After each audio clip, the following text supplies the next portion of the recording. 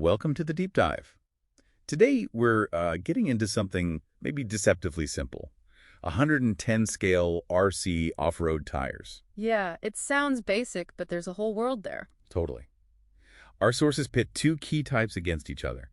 The classic 1980s Tamiya Sandblaster. Oh, yeah, iconic. And these modern, soft Square Armour tires. And they really represent two completely different ways of thinking about grip, about the hobby itself, actually. Exactly. From, backyard fun to serious tech-driven racing. Let's dig in. Sounds good. The Sandblaster really comes from Tamiya's roots, doesn't it? They started with static models. Right. Models in motion was kind of their thing. And quality, first in quality around the world. So the Sandblaster, you found it with the '83 Subaru BRAT kit, for example. It was mostly about making the model look right, scale realism. Yeah, it even had Sandblaster 915 molded right on the sidewall. That detail was important. And the design itself, pretty basic looking back. Yeah, simple block pattern, non-directional. Our sources call it a generalist tire, good enough for pavement, dirt, whatever. And crucially, the rubber compound was hard, super durable. That's what everyone says. War like iron. Which you needed back then, right? You probably only had one set of tires. Exactly. One set had to do everything and handle rough surfaces without wearing out instantly. Fit those Tamiya 1.7-inch wheels. And inside. Yeah.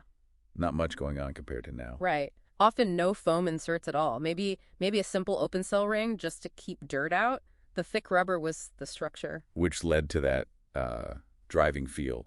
The sources described it as Pushy, agile, and full of life. That's a great description. The sidewalls just kind of folded over in corners. So lots of flex, lots of deformation. Yeah, but that compliance soaked up bumps on rough ground, and it was, part of the fun, managing it. Okay, so that's the vintage picture. Lively, durable, maybe a bit vague.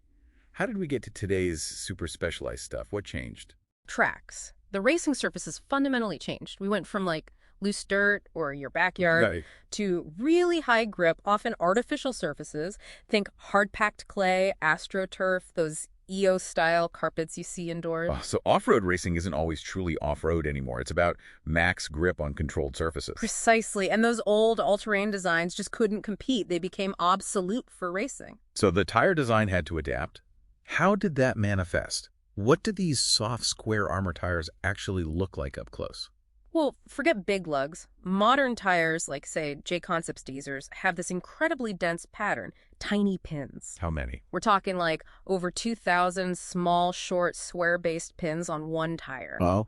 And they don't really dig in. They act more like the bristles of a brush, maximize surface area contact. It's all about frictional grip, adhesion. Like sticking to the track, not clawing into it. Exactly. And designs get complex. Alternating pin heights, connecting bars like on a Proline positron, even directional patterns for specific tuning. And it's not just the shape, is it? The actual rubber is totally different, too. Oh, hugely. Modern tires use specialized synthetic rubbers. You'll see compounds like clay, super soft, medium. You pick based on the track, the temperature. And racers even mess with the chemistry. This saucing thing. Yeah, that's standard practice at races. Applying chemical traction compounds, it temporarily softens the rubber even more, makes it tackier, boosts the friction coefficient. So the tire becomes this chemically active part of the setup. Absolutely. It's a dynamic component. But you mentioned these tires are super soft. How do they even hold their shape under load? What's the secret weapon inside? That would be the foam insert. Specifically the closed cell foam insert. It's probably the biggest single difference. Okay, why closed cell? Because those super soft tires have almost no structural integrity on their own.